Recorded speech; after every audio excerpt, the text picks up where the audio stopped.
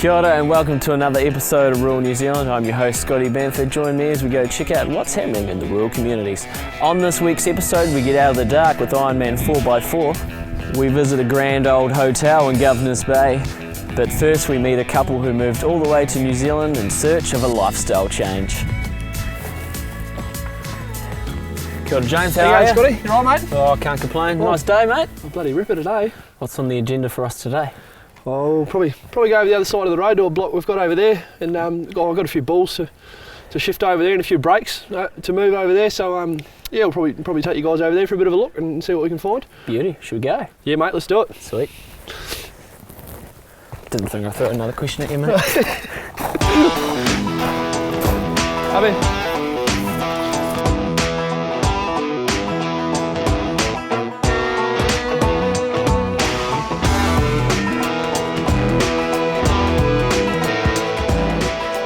James, you moved to New Zealand all the way from Australia. Why the big move? Oh, Scotty, this is over in Australia. It was I was working for sort of in the gas industry over there, and it was on quite good money. And yeah, we just sort of thought, Sam and I, we thought, oh, you know, money's not everything. So we thought, oh, we always wanted to come over here, and you know, Sam's got her auntie and uncle have got a dairy farm over here. So we thought, oh, why not come over here and try the lifestyle over here? And so we come over here and never looked back since. The lifestyle is probably the biggest thing for us. It's unfortunately today is probably not the nicest day to showcase it, but yeah, no, it's really bloody nice out here. So yeah, that's the biggest reason we came out really. And yeah, what are the other highlights sort of New Zealand? Oh, well, probably the scenery is probably the biggest thing. You usually look around and there's lovely hills out there and it's nice and green. It's probably a bit dry at the moment to showcase it, but yeah, that's the scenery. It's almost looking at a postcard every day. And another nice touch is living out in a rural area and being so close to, you know, Christchurch or somewhere, so, you know, in town. Whether it's in Australia, it's really a bit hard to get that sort of rural feel. You've got to be 3 or 4 hours away from a town or a city. So that's another advantage of out here, and especially New Zealand, and hunting especially. You know, I quite enjoy my hunting, so it's an advantage. And a mate of mine's got a raft, and we go rafting up the Hurunui Rua, which is that's bloody awesome, really. Yeah. Do you find it quite hard, like with family, friends, and stuff like that, still back in Australia? Yeah, that's probably the biggest thing that Sam and I struggle with is family's probably a major part of it. Having family at home. I do get homesick quite a bit every now and again. So does Sam. It's a hard thing to do, but the only thing to get around it is sort of, you know, keep in contact. And you know, we've probably lost a few friends coming over here, which is a bit of a shame. But you know, we've gained just as many coming over here. You know, the people are so inviting in the South Island here, and yeah, I couldn't ask for anything more. And you're enjoying farming in the Amuri Basin? Yeah, well, farming, it's I got the dogs, and you know, it's great compared to what we were doing. It's never thought I'd find a passion for something as well as I did, but since I've started farming, I probably wouldn't look back now. Eventually, we might end up back in Australia, and I'd probably carry on, sort of, you know, at least agriculture. If it's not beef farming, it might be agriculture of some sort. So yeah, I've definitely found a passion coming over here. So James, the farm we're on, tell me a bit about that. Well, as you can see, it's relatively flat. It's a 10,000 hectare ex forest. It's still forest land at the moment. There's 3,000 effective hectares that we graze on. And these guys you can see behind us are rising 2-year-old Frisian bulls, and that's sort of what the farm is based on. It's sort of a bull farm, fattening bulls, and that's the prime, you know, sort of the prime objective here. No, there's no sheep or any other sorts of animals floating around. It's just primarily bulls. You're just basically shifting brakes all the time, are you? Yeah. There's a fair bit of shifting brakes. There's a lot of other work that goes on. A lot of tractor work, a lot of rolling, a lot of cultivating. Yeah, through the winter we tend to get a lot of dairy cows in for grazing. So that's probably our most busiest time of the year is through the winter. With could be in excess of 4,000 cows with just with a couple of guys. So the workload can be quite punishing, so to speak, through the winter. But no, it's quite enjoyable though. It's the more animals I find, the better. It keeps you busier, and it's I love working with the animals. So it's the more the merrier, really. James asked me to help him out, but I'm not the smartest man in the world, and I did struggle trying to put the fence back up.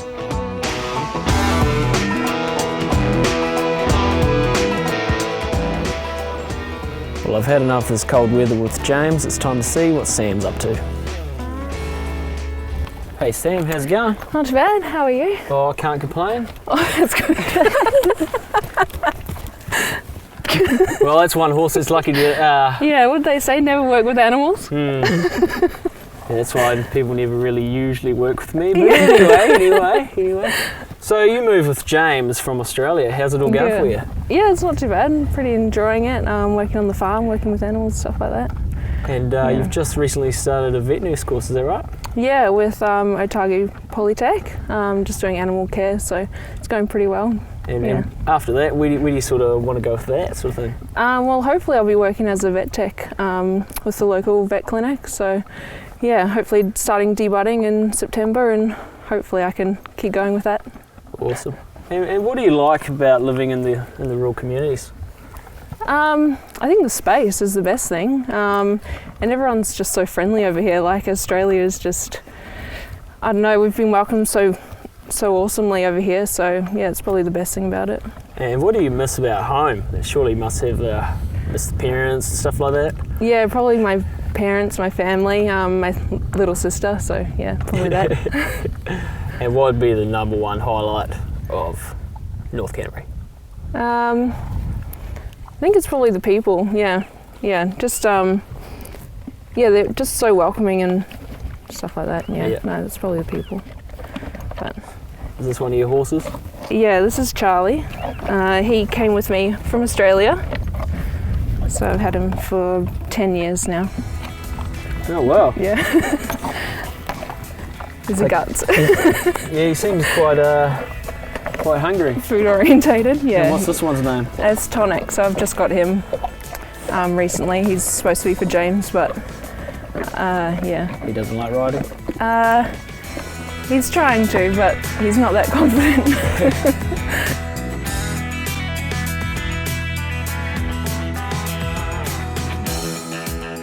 I wish James and Sam all the best in New Zealand.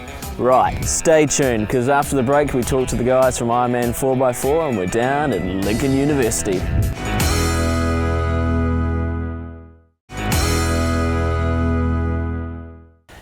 Welcome back to rural New Zealand. In a Ngāi Tahu-led partnership with Lincoln University, Whenua Kua aims at growing Māori leadership in the rural sector.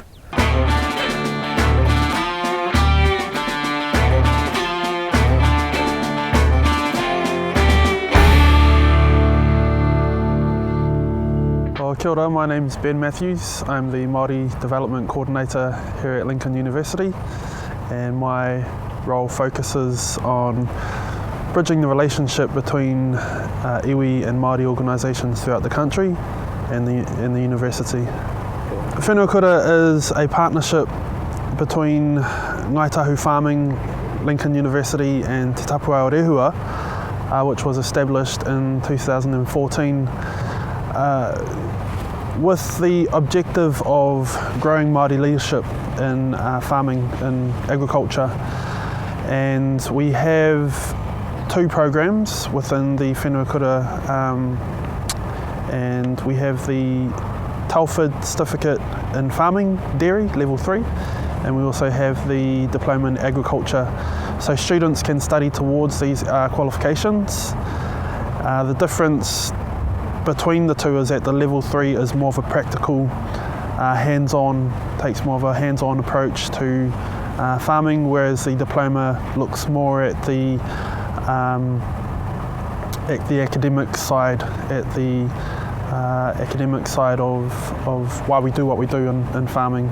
I think one of the best things that they get out of it is the networks. You know, throughout the whole year, throughout the whole program, they're meeting farmers, they're meeting people from industry, they're meeting people, you know, all across, up and down the value chain, right from the farm gate through to the industry representatives. So there's just so many so many networks, so many contacts that they're able to make, and just lifelong friends as well with their fellow students. And a unique thing about Whenua Kura is that we teach our students tikanga Māori as well, and how that relates to farming. Values such as manaakitanga, values such as kaitiakitanga, the notion that we are only caretakers of the land, and so how can we use the land in a sustainable manner so that we can leave it in a better state than we found it for future generations. So my name is Renata Hakiwai. I'm the Program Manager for Whenua Kura, which is a iwi-led initiative in partnership with Te Tapuai Rehua, Lincoln University, Ngāi Tahu Farming and Te Runanga o Ngāi Tahu. To date, we've had 11 students graduate with Whenua Kura, 10 have gone into employment with 7 on Ngāi Tahu farms. And so how Whenua Kura came about was around aspirations of Ngāi Tahu, which was to not only put more of their own onto their land and onto their farms, but also around protecting the environment. So Whenua Kura, a lot of the curriculum's around kaitiakitanga, so around land management, best practice farming, but also intergenerational farming. So ensuring iwi values are upheld. I suppose the good thing around Whenua Kura as a whole is that it has Lincoln University, which is one of its partners, but also probably one of the, probably the number one land-based specialist organisation in New Zealand, combined with Ngāi Tahu Farming, which is going to be a leader in the near future for agriculture in New Zealand. Those two partners combine itself. Hopefully we should make a really good impact within the industry.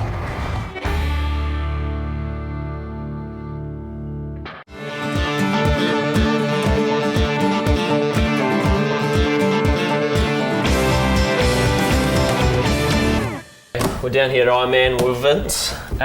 Lighting, very crucial thing, isn't it? Absolutely, yeah. Well, lighting technology's come a long way in the last few years, and Ironman are right up there with the whole range of lights. So we've got a few samples here. Yeah, you've got quite a few, I think. Yeah. No, this, as you say, it's become very popular lighting, and particularly in the winter time, you've got short days, and you still need to be doing jobs on the farm or out there. So. Having great lights is the way to go forward, definitely. So what's these ones you got here? Okay, well basically what we've got here is we've got an entry level pair of traditional sort of round lights. So these are what we call our Gamma 175, so they're 175mm pair of lights, and they actually come as a mixed pair, so you've actually got one with a flood beam on it and one with a spot. So what that does is let you go some distance as well as coverage. So it's a very good entry level pair of lights. It's a halogen 100 watt, so it's good and powerful, but toughened glass lenses and things like that. So as I say, great entry level. Gives you a bit of coverage, a bit of distance as well. So that's a good one to start with. And the round sort of styles is what we call an HID light, or a high intensity discharge. So basically this runs quite a different system to a normal halogen bulb. It actually has a ballast in it, and it actually has a little exciter that makes the light work. So it's quite a different technology from a standard light bulb. They take a couple of seconds to warm up, but once they go incredibly bright. It's a very white light, and these lights will have a range of up to 1 kilometre. Wow. So these are very white, very bright lights, fantastic out there. I mean, you basically put them out there and they just blind everything. Light up everything. Yeah, incredible. Turn it to daylight, and for such a long range as well. So again, same features: polycarbonate lens cover, toughened glass lens in behind it, ABS plastic housing. Really great light, fantastic for open road driving. Obviously, you don't want to be blinding people with this one, so but really great on the open road or around the farm where you want to be, spotlighting animals or something like that. So great little light. And the LED banks. So this is where lighting's moved to a lot now.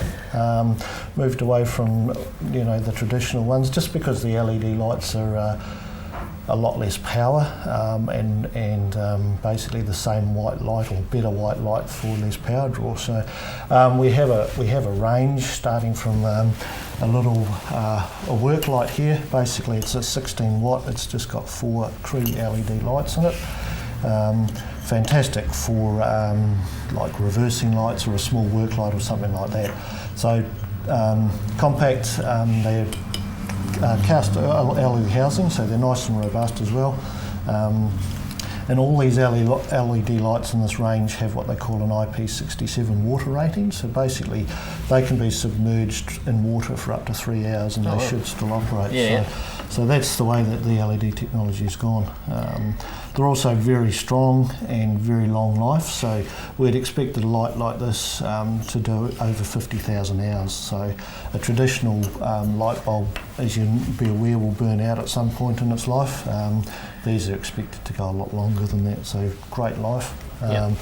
Very white light as well, and the same sort of power rating for something like this would probably be 100 watt in a halogen style light, and this is only 16 watts. So this is 120 watt.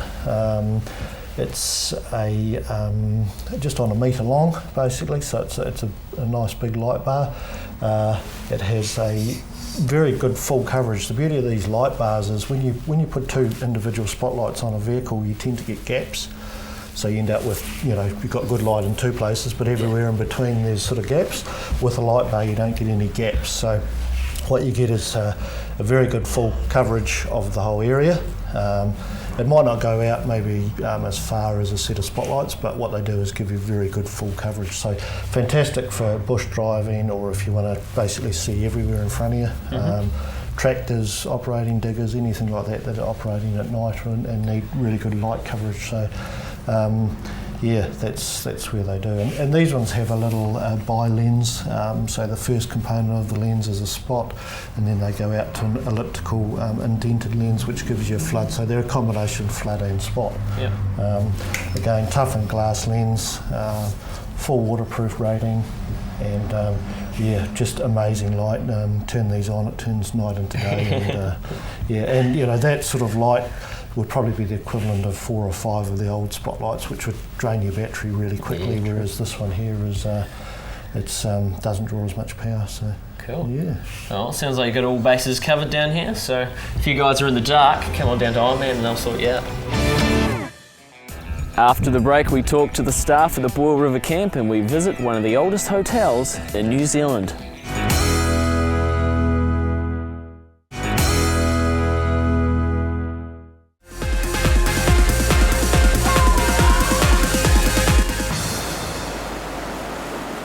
I'm David Sampson. I'm the Assistant Manager at the Boyle River Outdoor Education Centre. I guess one of the best things about the Boyle is it's set in a stunning alpine and bush environment. We've got beautiful valleys, beautiful bush, tracks and rivers right on our doorstep. In fact, the end of the St James Walkway is right opposite our entrance. I think another strength of ours is being a not-for-profit organisation. We're supported and operated by the North Canterbury Alpine Trust, so everything goes back into improving and supporting the facilities, the resources, and also putting money into supporting programs so young people can come up and benefit from all the outdoor education experiences. Big strength of ours is our staff, because they've got passionate quality instructors, and they've got a wealth of experience and background so that they can deliver and facilitate a wide range of programs and experiences as well. And I think another unique thing about the Boyle River is we have our own unique outdoor instructor apprenticeship. That's what we call our cadetship course. We run our sort of core thing we take pride in is being a leading provider in outdoor education and recreation programs, and so our programs are tailor-made to the schools, the community groups and organisations that come up here, The process we use is adventure-based learning, which helps to engage and to inspire and challenge those young people in our courses. So what other activities does the Bull River have? Well, we're blessed obviously with fantastic natural assets, but we've got our own natural rock climbing area that has 4 climbs, and quite close to that we have, it's quite renowned Big Abseil, about 40 metres, that finishes just by the Bull River. People want to come back and do that. High ropes courses, we've got a trees high ropes course, the ropes course right next to us, and a low ropes adventure course as well. The rivers where we do tubing, river walks, so we've got river crossings as well. We've also got a neat little trip up into the bottom of a canyon up here, we call the Sylvia Falls. And then all our tramping trips where we bring in all the bush skills. We've included a lot of journeys now where what we do is we weave a lot of all the activities in within that, so that's compass and navigation courses, all the bush skills, all the tramping, and the leadership's involved in that as well. But we also take pride, we've been doing a lot of connecting with the environment, a lot about leave no trace and sustainability, and linking in with the curriculum as well. And what would you say your favourite activity is at Bull River?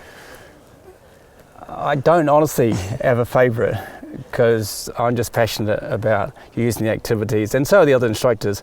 And we use those activities as a way of helping people to learn, to overcoming fears and challenges and things. And it's just neat to see what they get out of it, and walking away realising that, hey, they can do more than they think they can.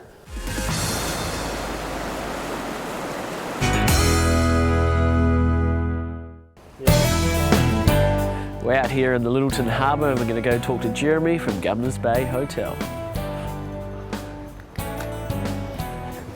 Hey Jeremy, how's it going? Hey Scotty, welcome to the hotel. It's good to be here, lovely day. Yeah, well, there's more pleasant days here, obviously, but you know, it's you do what you do in winter. Yeah. Now, I imagine in the middle of summer this place is pretty packed. Oh, generally we pretty much hum. It's a great place for visitors to come. Quite often we can do, you know, up to 400 meals, various functions, weddings and so forth. So yeah, it's a happening place, but come in winter. It's not always like that. It's not too bad though, is it? Well, the view's always contrasting, and there's not many places you can take visitors in Christchurch with an outlook, you know, out to the bay here. Yeah. Oh, cool. Oh, well, should we go check out what's inside? Absolutely.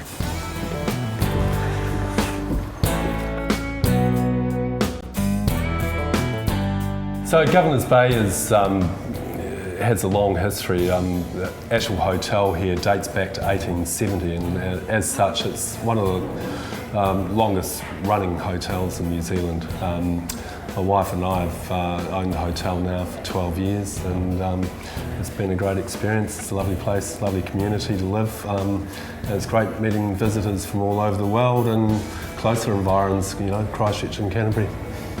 And you've got heaps of seating, like... Well, yeah, I mean, we've got plenty of area in here. We've got, this is our public bar. We've got lots of lovely local wines on tap, Montes beers. We do cater for people in here, but we've got a big function room as well, catering for larger parties, and obviously throughout summer, the outdoors the most popular area to be. I hear you have some pretty good food here. I'd like to think so, Scotty. Yeah, we've got a great reputation for gastropub fare. We've highly ranked on TripAdvisor around the bay. 2 consecutive years, the TripAdvisor Awards for Excellence. 4 consecutive Beef and Lamb Awards from New Zealand Lamb and Beef. So we're really proud of the sort of gastropub fare that we offer patrons, and we take a lot of pride in what we do. Yeah. Do you have a favourite dish? Oh look, you know, we're open from like 11 o'clock right through until about 9 p.m. for food service every day. We've got, you know, traditional burgers, fresh beer battered fish and chips, and in the evenings, you know, we've got, you know, finer cuts like lamb rack and nice Angus fillet, beef Wellington. Probably the beef Wellington's one of my favourites. You have accommodation upstairs, is that correct? Absolutely. We've got 6 rooms upstairs. Always very popular in summer, so it's a good idea to book ahead. We did quite a few renovations after the advent of the earthquake, and the rooms are really nice and tidy, but it is traditional hotel style, so that there's no en-suites in the rooms. There's shared bathroom and toilet facilities, which hinders some, but they are lovely rooms, and 4 of them open out onto the bay with French doors, which are really nice.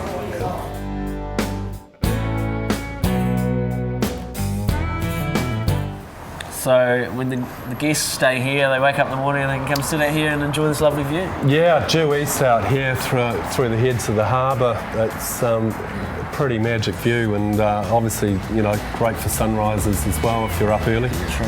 Yeah. Straight down the gun, wouldn't it? Yep, right down the middle. Thanks for watching Rural New Zealand. I certainly hope you enjoyed the show. Just remember to like us on Facebook, and if you have missed an episode, you can watch it on demand. Catch you guys next time when we go on another amazing adventure. See you then.